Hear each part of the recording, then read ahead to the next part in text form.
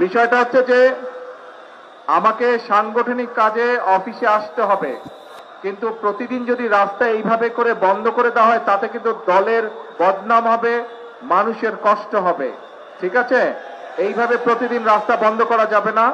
যেভাবে সাধারণ স্বাভাবিক বিষয় সেটি আমাদেরকে চেষ্টা করতে হবে যাতে স্বাভাবিক থাকে সবকিছু।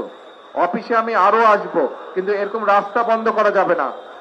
আর যদি এরকম রাস্তা বন্ধ হয় তাহলে আমার পক্ষে অফিসে আসা সম্ভব না। কিন্তু অফিসে আসলে নেতাকর্মী সকলের সাথে দেখা সাক্ষাৎ করা সম্ভব হবে, সাংগঠনিক কাজ করা সম্ভব হবে। আমি কথা বোঝাতে পেরেছি?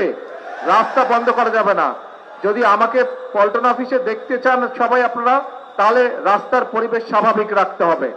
রাস্তা এরকম বন্ধ করা যাবে না, মানুষের চলাচলে বাধা বিঘ্ন দেওয়া যাবে না। বোঝা গেছে? তাহলে এখন দয়া করে আগামী আধা ঘন্টার মধ্যে রাস্তাটা ক্লিয়ার করেন সবাই। রাস্তাটা ক্লিয়ার করেন। আজকে আমি কাজ শেষ করে চলে যাব, আবার আসবো, এবং স্বাভাবিকভাবে সবকিছু যাতে হয় সেই কাজটা করতে হবে আমাদেরকে। ঠিক আছে, সবকিছু স্বাভাবিক রাখতে হবে। আর একটি কথা, মানুষ অনেক প্রত্যাশা নিয়ে দলের দিকে তাকিয়ে আছে।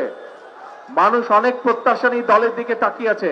কাজে এখানে যে সকল নেতা কর্মী আছে, সারা দেশে আমাদের যে সকল নেতা কর্মী আছে, আমাদেরকে ধৈর্য ধরতে হবে, আমাদেরকে আইন শৃঙ্খলার ভিতরে থাকতে হবে, এবং আমাদেরকে মানুষের পাশে দাঁড়াতে হবে। মানুষের সমস্যা হয়, কষ্ট হয়, অসুবিধা হয়, সেই জিনিসগুলো করা যাবে না। একই সাথে অনেক সমস্যা আছে দেশে, মানুষকে বোঝাতে হবে, মানুষকে পাশে দাঁড়াতে হবে, মানুষকে ধৈর্য ধারণ করানো শেখাতে হবে, বা ধৈর্য ধারণের সহযোগিতা করতে